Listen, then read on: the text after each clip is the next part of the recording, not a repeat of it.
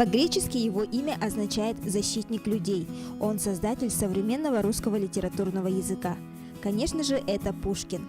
В преддверии 220-летия великого поэта в Доме дружбы народов имени Кулаковского прошел второй этап республиканского конкурса художественного слова «Народы читают Пушкина».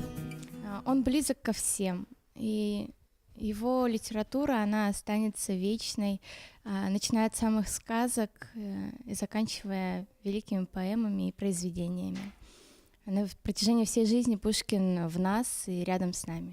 Душа проснулась, ожила, узнала вновь любви, надежду, скорбь и радость. Все снова расцвело, я жизнью трепетал, природа вновь восторженный свидетель. Люблю ваш сумрак неизвестный и ваши тайные цветы, о вы, поэзии прелестной, благословенные мечты. В нас уверили поэты, что тени легкою толпой от берегов холодной леты сбегаются на брег земной. Зачем вы посетили нас, глуши забытого селения? Я б никогда не знала вас, не знала горького мучения.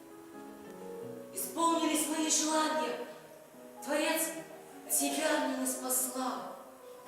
Тебя, моя Мадонна, чистейшей прелести, чистейший образец. Пушкин актуален и в наше время, поскольку его произведения и романы остаются в сердцах и сейчас, в 21 веке. Пушкин всегда будет актуален, потому что его произведения стали великими, и они приходятся по душе каждому человеку.